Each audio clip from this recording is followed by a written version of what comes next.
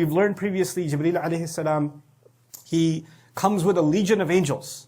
He descends with a legion of angels to deliver Qur'an to Rasulullah sallallahu alayhi wa sallam. He's muta'in, he's got a following. Thamma amin. وَمَا صَاحِبُكُمْ بِمَجْنُونَ. Your prophet, meaning the one among you, is not possessed by jinn. It's not a jinn who gives him these words. It's Jibreel alayhi salam. It's almost as though Allah is now describing the checkpoints from which he comes. These buruj that he descends from. Right? And each of these towers are a witness to the journey of revelation coming down. But there's the other journey too, the journey of the souls and our deeds going up. So there are two journeys happening right now in the skies that are spiritual in nature. Our du'as go up, our deeds go up, those who pass away go up, and the revelation of Allah comes down, the rizq comes down, the amr of Allah comes down. So this travel in the sky is a spiritual reality. I wanted to highlight that because oftentimes, because we are living in the scientific age, we read an ayah of the Qur'an and we try to figure out what could it be saying scientifically. Well, before Allah is discussing scientific realities, especially when He talks about the skies, He's either talking about some beauty you can see with your eyes, or He's talking about a reality beyond the scene that only He knows. And He's just alluding to it. So we should be cautious about that and be aware of it.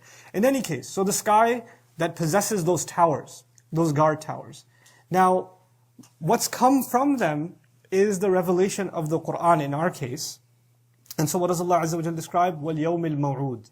And I then swear by the day that has been promised. This is a reference to Judgment Day. So first He swore by the sky that has those towers. Now He swears by the day that has been promised, which means Judgment Day. What is the relationship between those two? There's actually a progression. You notice that the idea of towers and of a fortress is actually defense, not offense. It's there to keep enemies out. In our case, to keep jinns out from hearing anything, right? But the day of judgment, as Allah has described in so many places, is not a day of defense. It's a day of offense.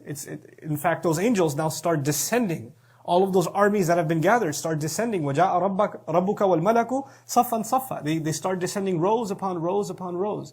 In other words, Allah is describing as if right now you see the stars holding their place. Those twinkles you see in the sky up there, those are the buruj Allah Azza wa Jal created, those towers Allah created, but one day they're going to go from defense to offense, and I promise by that day, that has been promised and sent down. The other interesting thing here is that, one of the things that gets lost over time with any nation that was given guidance is that they lose their true teachings of who Allah was. So the names, the qualities of Allah, the oneness of Allah, the uniqueness of Allah, the relationship they're supposed to have with Allah, those things start withering away and getting contaminated with culture, with ignorance, with other things. Similarly, it's the teachings about the Akhirah, the day that has been promised. Those teachings become corrupted, colluded, confused with other things. People have a diluted version of them.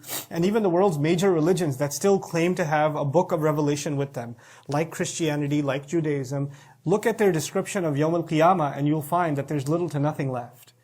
Of the original teachings that are preserved in the Qur'an, that promised day, not much of that is left. Tying these two ayat together, وَالسَّمَاءِ ذَاتِ الْبُرُوجِ وَالْيَوْمِ الْمَوْعُودِ. It is as if Allah is also saying, subhanahu wa ta'ala, that this final revelation that has come through such secure channels has come in a way that promised day and the truth about that promised day is also now secure. That will never disappear. So long as Qur'an is among us and it has been sent by such secure means, there's no way people are going to forget the promised day and what the truth about that promised day is. And just a subtle thing here, somebody could believe in the last day, like a Christian can believe in the last day, a Jew might even believe in the last day, somebody else might believe in the last day, but it's not just if there is a last day, what exactly is going to happen on that day? How is judgment going to be passed? What is going to be the way by which Allah will decide who succeeds and who fails? Those details are all confused. And now Allah, by calling it Al-Yawm al-Maw'ud, is describing a day that has not only just been promised that it's going to come over and over again, but a day whose details are well known and well defined. And they're clear. So this is وَالْيَوْمِ الْمَوْعُودِ. And then finally, وَشَاهِدٍ وَمَشْهُودٍ. One of the most powerful ayat of the Qur'an. It's two small words, and so much is packed inside them that it's baffling. I'll start with the most obvious. So let's translate it first. He says, I swear by the sky that has towers. He says, I swear by the day that's been promised. And then he says, I swear by the witness and the one that has been witnessed. The witness and the witnessed. So for instance, right now, I'm the witness and you're being witnessed by me. Or you're the witness and I'm being witnessed by you. So we are shahid and mashhud to each other. That's the idea of shahid and mashhud. But if you look at it in the sequence of the ayat, the first thing that comes to mind is that the stars, what's the purpose of a tower? The security guard sits there up there, all the way up on top of those ladders, so he can look out. So he can what? Witness. And the entire scene that he's witnessing is the mashhud, it's what is being witnessed. Currently, the stars themselves are actually a shahid on us.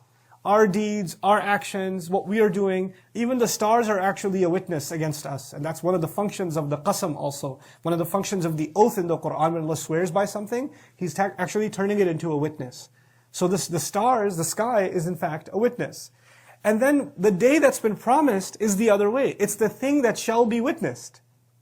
Al-Yawm al-Maw'ud is actually the mashhud. It's going to be the day that shall have to be witnessed by everybody. So the sky is shahid, and the day that's been promised is actually the mashhud.